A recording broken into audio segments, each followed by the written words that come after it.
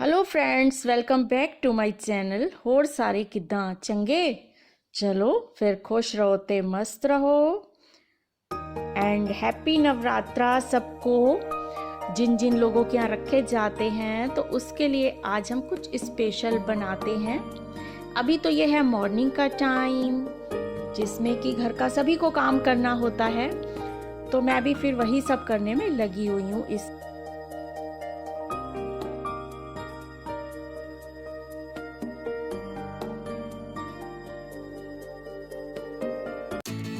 और अब मैंने नहा लिया है तो सोच रही हूँ थोड़ा सा तैयार हो लूँ, क्योंकि अगर सुबह सुबह हम तैयार हो जाते हैं तो हो जाते हैं, नहीं तो सारा दिन हमारा यूं ही बीत जाता है, फिर अच्छा ही नहीं लगता। ये वो काजल है जो मैंने थोड़े दिन पहले बनाया था। बहुत ही अच्छा काजल बना है, सुबह डालो तो शाम तक चल जाता है।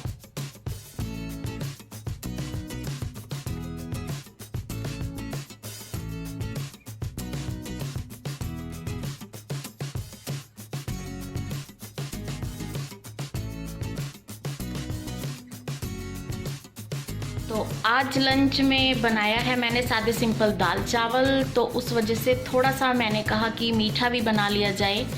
तो अब मैं बनाने वाली हूँ एक बहुत ही आसान सी बर्फ़ी जो बहुत कम चीज़ों में ही बन जाएगी, जैसे मखाना हो गया, चीनी हो गई, दूध मलाई हो गई, ये सब चीज़ें तो हमारे घर पर रहती ही हैं। तो चलिए फिर देखते हैं आज कौन सी मैं मिठाई बनाने वाली हूँ। बहुत क्विक एंड बहुत टेस्टी, और जब भी आपका मन करे उठाएं और खाएं और मज़ा करें जब भी मीठा खाने को मन हो, क्योंकि मुझे मीठा बहुत पसंद है और मैं उसके बगैर नहीं रुक सकती। बहुत ही ज़रूरी हो तो मैं थोड़े दिनों के लिए रुक सकती हूँ, उसके बाद मुझसे नहीं रुका जाता।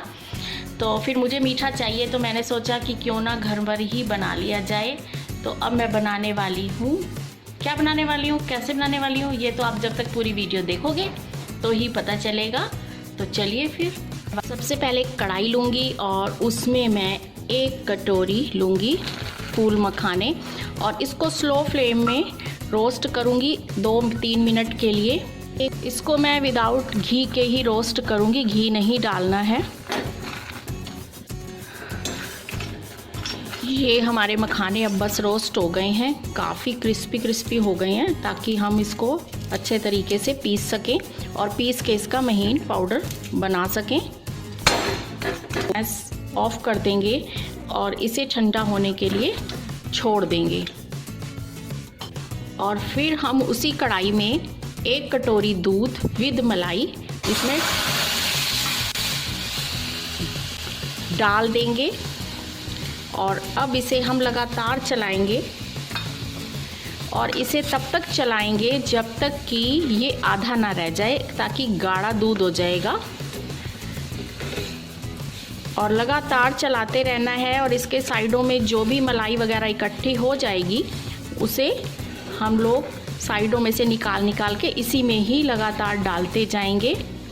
और यहाँ मखाने मेरे ठंडे हो चुके हैं, रूम टेम्परेचर पे यानी आ गए हैं, और अब मैं इसे ग्राइंडर में बारीक बना लेती हूँ। तब तक मेरा ये इधर दूध भी गाढ़ा हो रहा है। इस बर्फ़ी की खासियत ये रहेगी कि ये व्रत वाले लोग भी इसको आराम से खा सकते हैं और ईज़िली घर में बना सकते हैं। तो इस टाइम व्रत स्टार्ट हो गए हैं, तो जिनके घरों में व्रत रखे जाते हैं, ये स्पेशल बर्फ़ी उन लोगों के लिए है जो मेरी तरह मीठे से नहीं रुक सकते। तो और ये हमारा काफ़ी गाढ़ा अब दूध हो चुका है, तो इसमें अब हम डालेंगे ये जो मखाने का हमने बुरादा बनाया है पिसा हुआ, ये वो हम डाल देंगे। और उसके बाद डालेंगे 4 चम्मच पिसी हुई चीनी। उसके बाद डालेंगे 4 चम्मच नारियल बुरादा, जो किसी भी दुकान से मिल सकता है, ग्रॉसरी शॉप से। और यहाँ मैंने कुछ बादाम पिस्ता पीस लिए हैं और काजू, और वो डाल दिया है। और अब हम इन्हें लगातार स्लो फ्लेम पर चलाते रहेंगे। मीठा कम या ज़्यादा आप कर सकते हैं, जैसा जिसके टेस्ट में आता है वैसा मीठा कर सकते हैं। और अब मैं डालूँगी इसमें थोड़ा सा फूड कलर, ताकि मुझे कलरफुल चाहिए ये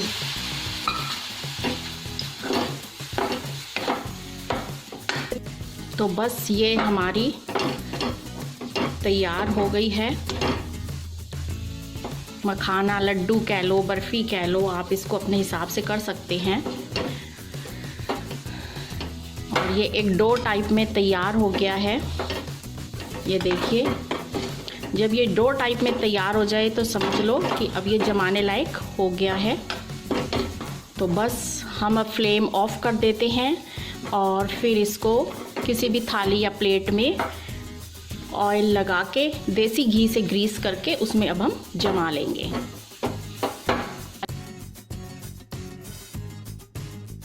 तो बस हमने इसमें प्लेट में निकाल लिया है और इसको थोड़ा सा हम सेट कर लेंगे। और अब मैं इसके ऊपर थोड़ा सा स्प्रिंकल कर दूंगी नारियल का बुरादा। आप इस पे चांदी का वर्क भी लगा सकते हैं, लेकिन तो ऊपर से मैंने कुछ ये बादाम लगा दिए हैं। तो ये हो गई हमारी स्पेशल तैयार बर्फ़ी व्रत में खाने के लिए। और अब मैं इसको थोड़ा सा प्रेस कर दूंगी कटोरी की हेल्प से। और अब मैं इसको 1 घंटे के लिए फ्रिज में सेट होने के लिए रख दूंगी। बर्फ़ियाँ तो आपने बहुत खाई होंगी, लेकिन ऐसी घर में बर्फ़ी इतने कम टाइम में बनने वाली शायद ही आपने खाई होगी। इसका टेस्ट भी बहुत अच्छा आता है। अगर आप इसमें फूड कलर नहीं भी डालना चाहते तो ना डालिए। और इसके ऊपर आप पिस्ता भी गार्निश कर सकते हैं। जो जो आपको ड्राई फ्रूट पसंद हो आप उसे बारीक पीस कर भी कर सकते हैं। और चांदी का वर्क भी लगा सकते हैं, जो देखने में बहुत ही सुंदर लगेगा। तो ठीक है, अब मैं इसको फ्रिज में रख देती हूँ और उसके बाद दिखाती हूँ कि ये बर्फ़ी हमारी कैसी बनी है। और अब हो गया है लंच टाइम। बर्फ़ी मैंने फ्रिज में रख दी है और अब बच्चों को भूख लगी है तो मैं उनको दे देती हूँ खाना। और अभी हमारे वाले तो सुनो जी वाले तो आएंगे देर में, वो अपने काम से गए हुए हैं। उनका मैं वेट करूँगी, उनको फिर दूँगी। अभी फ़िलहाल मैं बच्चों को खाना दे लेती हूँ। और हाँ, अगर किसी ने बहुत जल्दी में खीरा काटना हो और ये भी डर ना हो कि वो कड़वा निकलेगा या नहीं निकलेगा, तो खीरा लें, उसको 2 हिस्सों में काटें और फिर उसके साइडों में से काट लें और फिर इसको छील के और जल्दी से आप सलाद रेडी कर सकते हैं। और ये कड़वा कभी भी नहीं निकलेगा। ये मेरा आजमाया हुआ है काफ़ी, और जब से ये मेथड मुझे पता चला है मैं तो इसी तरीके से ही खीरा काटती हूँ, तो सारी टेंशन ख़त्म हो जाती है। वरना पहले उसको घिस घिस के झाग निकालने वाला सिस्टम तो बहुत देर लगती थी और मन में डाउट भी रहता था, पता नहीं ये अब कड़वा ना निकल आए, कड़वा ना निकल आए। लेकिन ऐसा कट करने से कड़वा निकलने का कोई भी चांस नहीं रहता। इसीलिए बहुत जल्दी हो तो आप ऐसे काटिए, और अगर टाइम पास करना हो, मस्ती मारना हो, गुनगुनाना हो, किचन में ही रहना हो, तो आप उसको घिस घिस के निकालिए उसकी झाग, फिर आपका वो खीरा हो जाएगा रेडी। मैं तो फ़िलहाल ऐसे ही काटने वाली हूँ। और पता है, मैं बहुत ज़्यादा उदास होने लग गई हूँ क्योंकि अब मेरी तबीयत ख़राब है, मुझे कहीं घर से बाहर तो निकलना नहीं होता।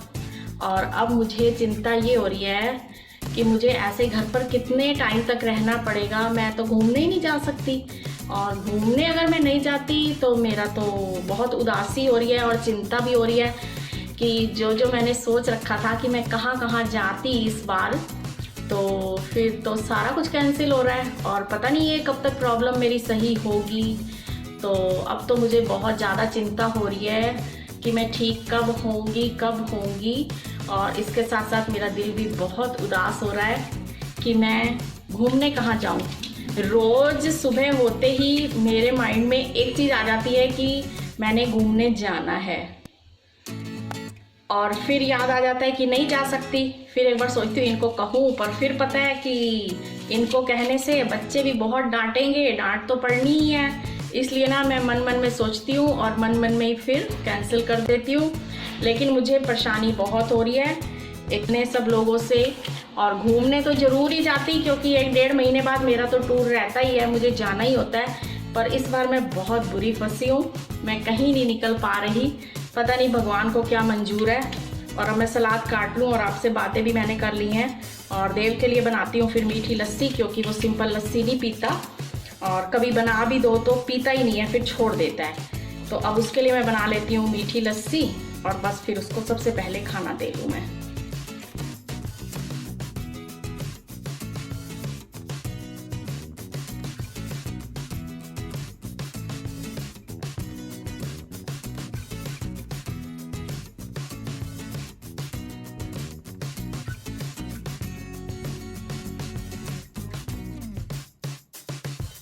और जब आप हल्का सा देखें कि हल्का सा ठंडा हो गया है फ्रिज में रखने से 20-25 मिनट बाद, तो आप इसको मन मर्जी शेप में कट कर सकते हैं।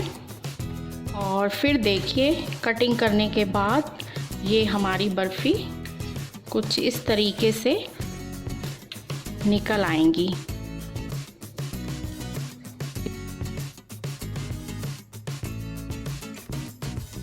और फिर से अभी थोड़ी देर और सेट होने के लिए, क्योंकि अभी ये काफ़ी सॉफ्ट है, और इसको थोड़ा सा और हम लोग फ्रिज में सेट होने के लिए रख देंगे।